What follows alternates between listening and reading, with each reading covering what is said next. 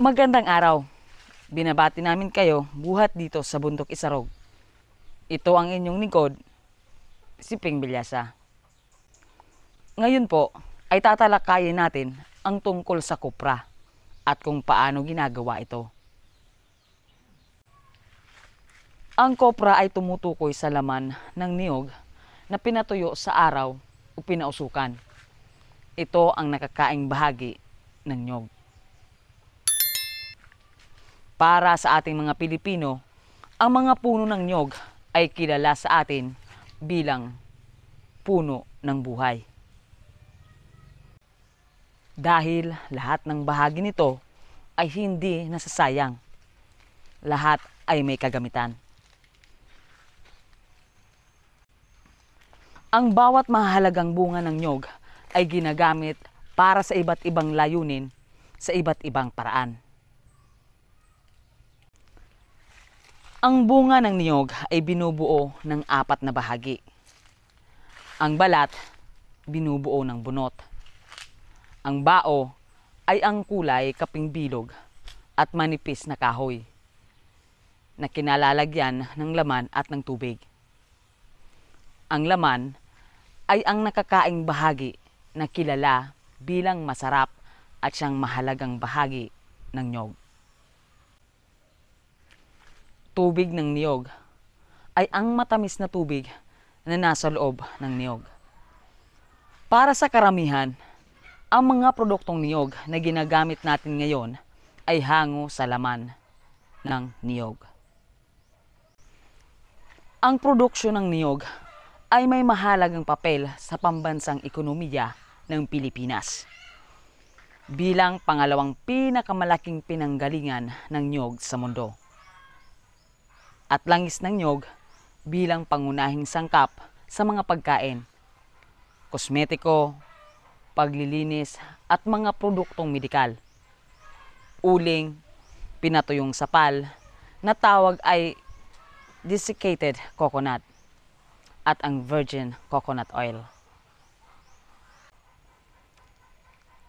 Sa Hilagang Amerika at Europa, ang pangangailangan para sa mga produktong nakabatay sa niyog, tulad ng tubig ng niyog, langis, at gatas, ay patuloy na tumataas dahil sa kanilang mga nakikitang benepisyo sa kalusugan. Ang pangunahing destinasyon ng pagluluwas ng Pilipinas ng kopra o langis ay ang Netherlands, Amerika, Alemanya at iba pang bansa. Pang-4 ang halaga ng niyog sa ekonomiya ng Pilipinas sa mga pananim pagkatapos ng palay, saging at mais.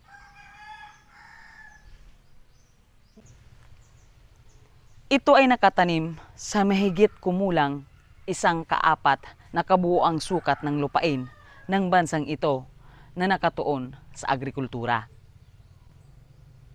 Ang daan ng kopra. Para makarating sa ating mga kabahayan ang iba't ibang produkto ng niyog, ito ay dumadaan at sa iba't iba at napakahabang paglalakbay. Lumalaki ang mga bunga sa mga puno ng niyog na may tinatayang taas na 60 hanggang 80 talampakan. Ang pinakamalaki at pinakamaraming niyog ay matatagpuan sa mga malalayong nayon na nakakalat sa buong Asya at Pasipiko. Sa panahon ng pag-aani, ang mga may-ari ng lupa ay kumukuha ng mga kilalang magsasaka upang magpitas ng niyog. Binabayaran silang bawat piraso o arawang sahod. Sila ay walang gaanong pinag-aralan, nakatatanda at may kaalaman sa paggawa ng kopra. Ang sinasabing taga-ani ng niyog at tagagawa ng kopra ay kumikita ng hindi sapat sa arawang sahod. Kaya ibinibilang na kabilang sila sa pinakamahirap na manggagawa sa bahagi ng pagbubukid. Ang proseso ng pag-aani ng mga niyog at paggawa ng kopra ay mahirap at matrabaho, karaniwang panglalaki. Ito ay isang madaliang gugulin, malungkot, maliban sa mababang bayad na gawain. Ito ay nangangailangan ng karanasan at kasanayan. Ito ay mahirap na gawain sa mga taga-nayon o mga magsasaka. Dahil ang gawain ay maihahambing sa gawain ng pang-aalipin. Kung isa sa alang-alang ang patuloy na pagbabago-bago ng mga presyo ng kopra. Minsan, ang mga taga-nayon ay karaniwang nagpapasya na mag-ani lamang ng niyog kapag ang mga presyo ay sapat na mataas. Gayunpaman, dahil sa pangangailangang pinansyal, wala silang ibang pagpipilian kundi ang mag-ani. Ang mga taga-nayon at mga magsasaka ng niyog ay unang nag-aani ng mga bunga gamit ang isang mahabang tangkay na karit. O kaya, umakyat sila sa tuktok ng mga puno ng palma upang mag-ani ng higit pa. Pagkatapos ang mga nahulog na niyog ay tinitipon na dinadala sa pamamagitan ng maliit na kariton, hila ng kalabaw. Ang bawat bunga ay inaalisan ng balat o bunot gamit ang isang sinadyang talim para sa pag-aalis ng balat. Pagkatapos, ang bawat bunga ng niyog ay hahatiin upang alisin ang tubig ng niyog gamit ang sundang na bakal bago papatuyuin ang laman. Ang mga produktong hango mula sa laman at pinatuyong niyog o kopra ay ginagamit para sa iba't ibang produkto o layunin. Para maging kopra ang laman ng niyog, dumadaan ito sa iba't ibang paraan ng pagpapatuyo sa loob ng ilang araw.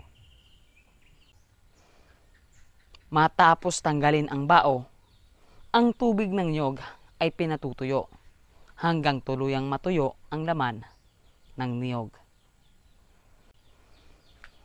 Ang kopra ay maaaring gawin sa pamamagitan ng pagpapatuyo sa usok, pagpapatuyo sa araw, o pagpapatuyo sa hornuhan. Ang hybrid solar drying system ay maaari ding gamitin para sa tuloy-tuloy na proseso ng pagpapatuyo, kung saan ang solar energy ay ginagamit ang liwanag ng araw at ang enerhiya mula sa nasusunog na kahoy o apa ng palay ay ginagamit kapag ang sikat ng araw ay hindi sapat o sa gabi. Sa pamamagitan ng pagpapatuyo sa araw, ang laman ng niyog ay karaniwang inaayos na nakalantad sa araw. Gayunpaman, dito sa Isarog, karaniwang gamit namin sa pagpapatuyo ng niyog sa usok at apoy sa gawa naming kubo, buhat sa pawid at kawayan. Dito pinapausukan sa loob ng ilang gabi at araw upang mapabilis ang pagpapatuyo ng laman. Ang paraan ng pagpapatuyo ay nangyayari kung saan ang mga niyogan. Ang mga lugar na ito ay lubos na angkop para sa paraan dahil dito ay mainit at mahalumigmig ang klima.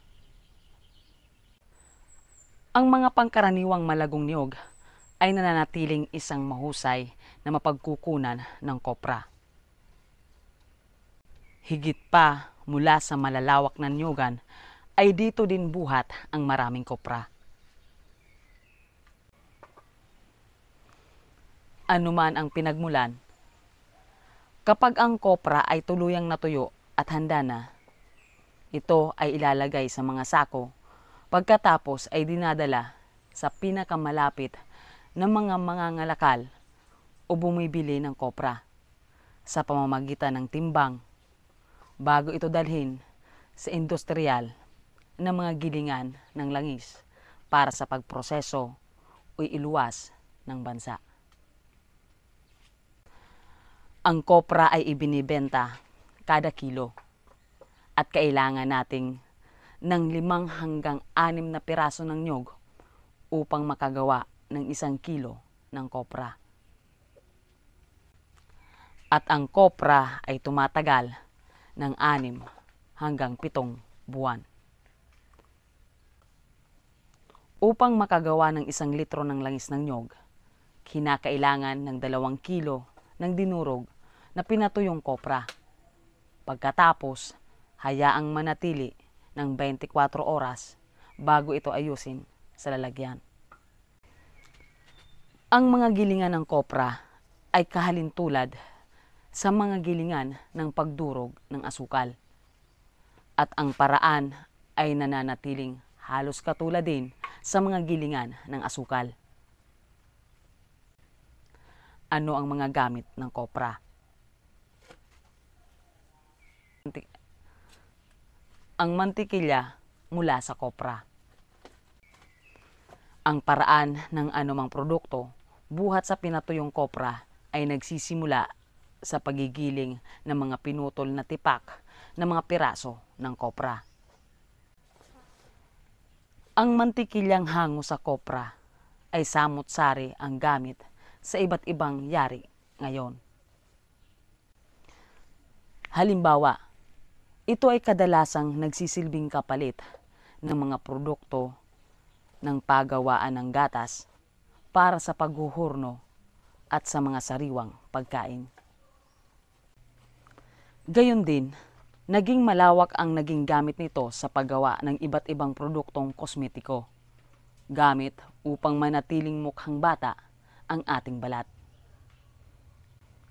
Kabilang sa ilan sa mga produktong ito ay ang mga krema para sa mukha, sa katawan, sabon, body scrub, at iba't ibang produkto gamit sa buhok, maliban sa shampoo at iba pa. Langis buhat sa kopra. Ang paggagawa ng langis ay parehong paraan din sa paggagawa ng mantikilya. Ang kopra ay dumadaan sa pamamagitan ng isang makinang pigaan. At ito ay paulit-ulit na umaabot sa isang punto kung saan ang langis ay nakuha mula sa mantikilya. Ang langis mula sa prosesong ito ay ginagamit para sa pagluluto at para sa paggawa ng ilang mga produktong kosmetiko. Upang malinaw at walang amoy ang langis, kadalasang gamit ng mga tagagawa ang chemical para sa pagpapalinaw at paglilinis ng langis. Nagreresulta ito sa isang hindi kaaya-aya sa ating kalusugan. Ang proseso ay nag-aalis ng mga karaniwang katangian na nagbibigay sa purong langis ng nyog ng kakaibang lasa, amoy, at mga kapaki-pakinabang na katangian nito. Bilang copramil, pagkatapos kunin ang langis mula sa kopra, ang natirang nalalabi ay tinatawag na copramil o copra cake.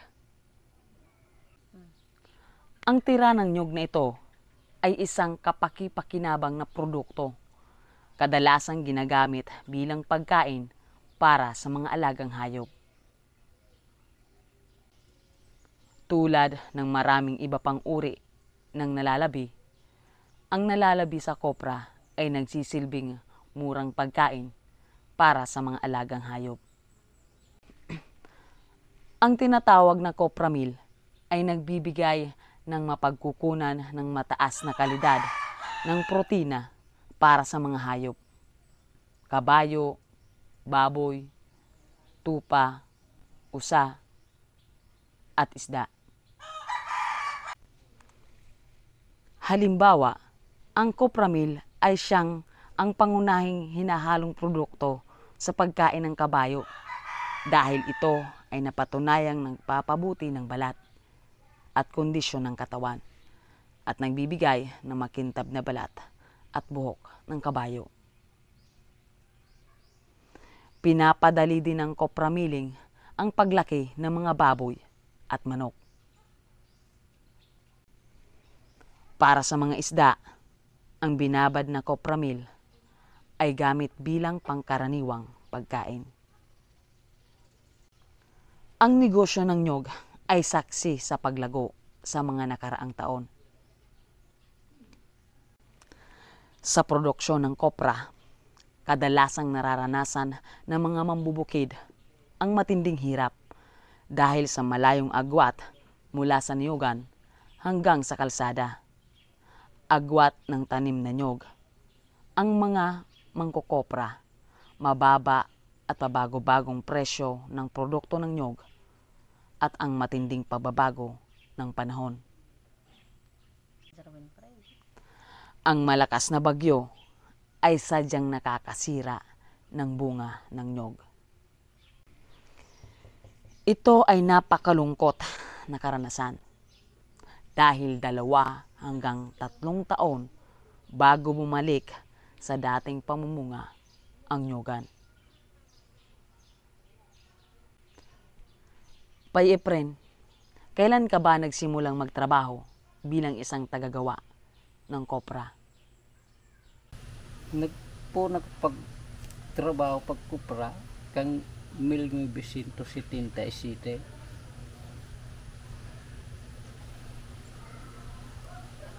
Mga 13 anyos pa sana ako kay tao. Gaano katagal mo na itong ginagawa ang gawaing ito ngayon? Haloy ng panahon, malay.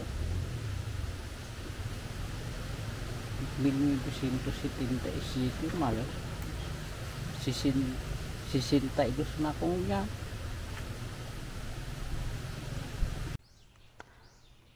Pakikwento mo po sa amin kung kailan at dapat simulan na magsungkit ng nyog at ano-ano ang dapat obserbahan kapag nag-aani. Katapos pagkagusehe, mahalat kan mga 45 diyas bago ka maanay.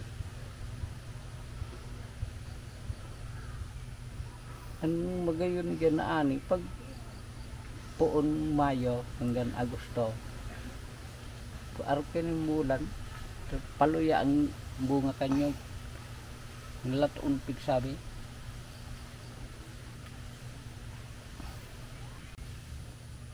Aram mo kaya pag pausok ang kupra, mas magayon itong banggay. Ta masulo man hiling mo ang kalayo si Rarong.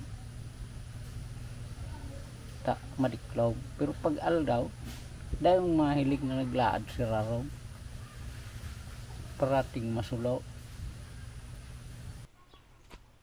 Ano ang pangunahing bilihin mo mula sa iyong bahaging pagbenta ng kopra?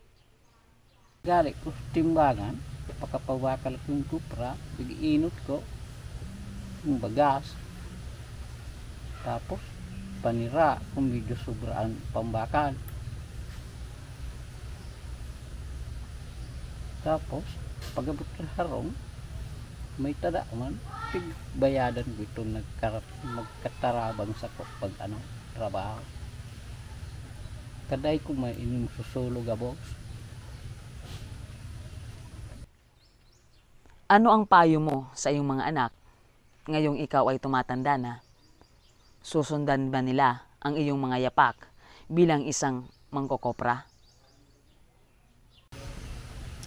Kaya yung pigasabi ko, hindi pag wala ang tiwala sa tao, itong pigatrabahuhan ko. Wala mo yan, pag magusin na kayo, akong pighanap-hanap. Kung minsan hindi ko naman kaya sinda naman. Ano ang iyong hiling pa, Efren, para sa iyong mga anak na babae at para sa iyong mga anak? Ang gusto ko sa inda, sabi yun, mga bayi sinda, mag-adal sinda, mag-eskwela, tulton. Pako ito, masabi, may ibuhon na project, tapos yaw sa lakawan, hapukaan.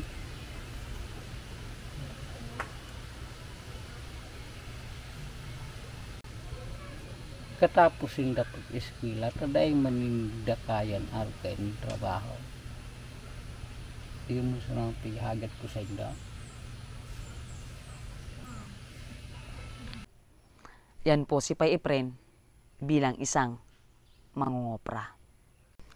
Para sa ating susunod na paksa, ating tatalakayin ang tungkol sa aming katutubong katangian bilang isang aita. Maraming salamat po.